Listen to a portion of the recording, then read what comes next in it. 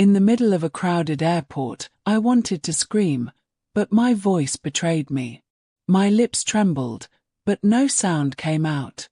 My small hands clenched the straps of my backpack as my heart pounded in my chest. Hundreds of people rushed past, dragging suitcases, hugging loved ones, arguing over boarding passes.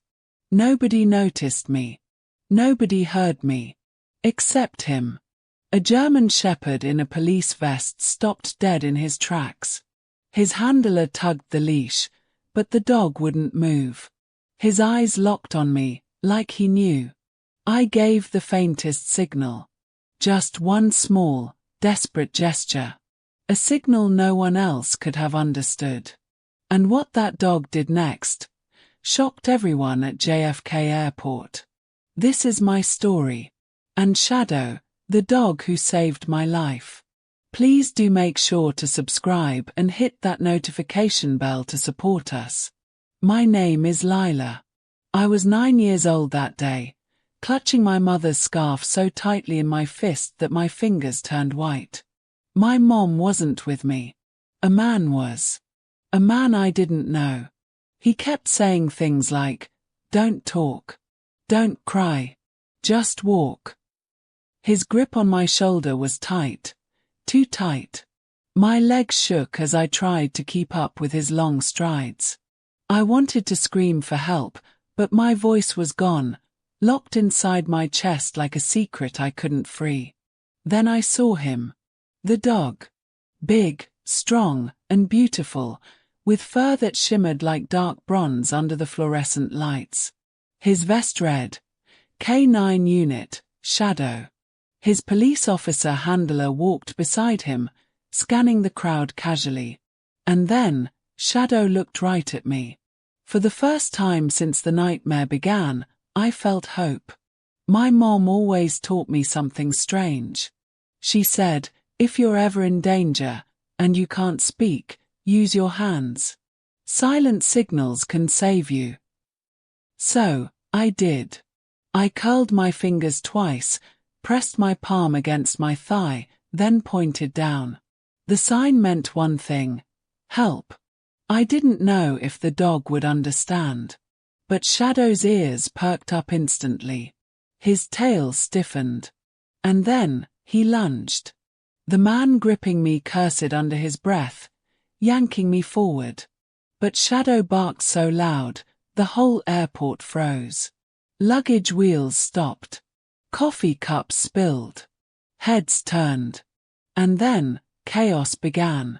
Shadow's bark wasn't just loud, it was thunder inside the airport walls. People gasped and stumbled back. The man holding me tightened his grip, but suddenly, all eyes were on us.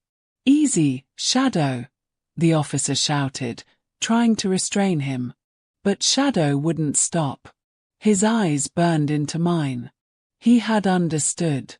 The man hissed at me, "Keep walking."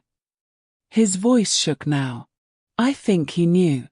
But Shadow lunged again, his paws scraping the tiles, his leash straining so hard the officer nearly lost his balance. The sound of his growls tore through the crowd like a warning. And then it happened. Shadow broke free. In a blur of fur and muscle, the German shepherd charged. The man panicked, jerking me toward the nearest gate. But before he could take 3 steps, Shadow leapt and knocked him to the ground. The airport erupted in screams. Coffee splattered. Suitcases toppled. The officer rushed forward, shouting commands. "Shadow, hold! Hold!" But Shadow didn't bite. He didn't hurt the man. Instead, he pinned him, teeth bared, one massive paw across the man's chest.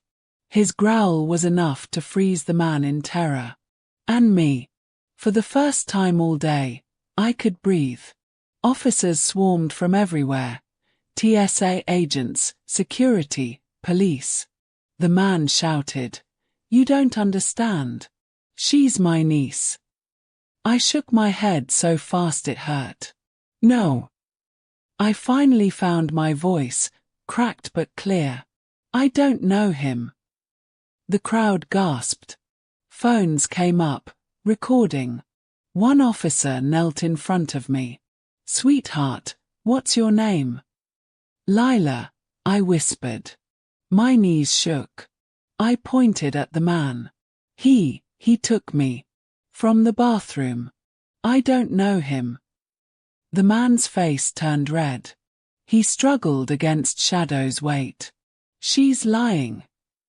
But Shadow growled louder, pressing him deeper into the floor, as if to say, don't believe him. That's when I noticed something. The man's jacket. It wasn't his. The sleeve was too short, the collar frayed, and inside the pocket, something metal glinted. One of the officers reached in. My heart stopped. It was a knife. The entire airport went silent. Cuff him, the officer barked. The man cursed and thrashed, but Shadow refused to budge until the handcuffs clicked. Only then did he step back, his chest rising and falling, eyes still locked on the man. I clung to Shadow's neck. He smelled like warm fur and leather. He didn't flinch. He just stood there, solid and calm, as if saying, you're safe now. The officer, his handler, knelt beside me. Lila, are you hurt?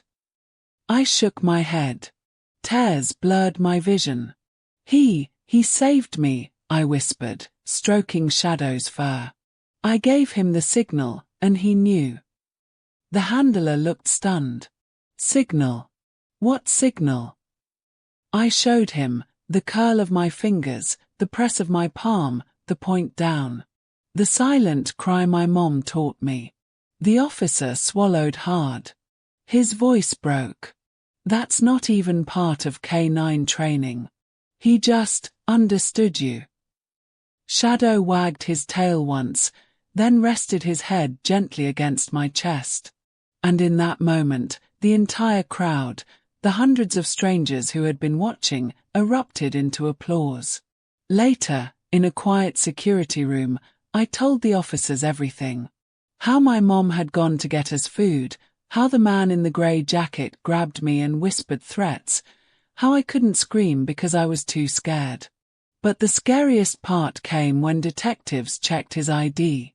He wasn't my uncle. He wasn't anyone's family. He was on the FBI's watch list.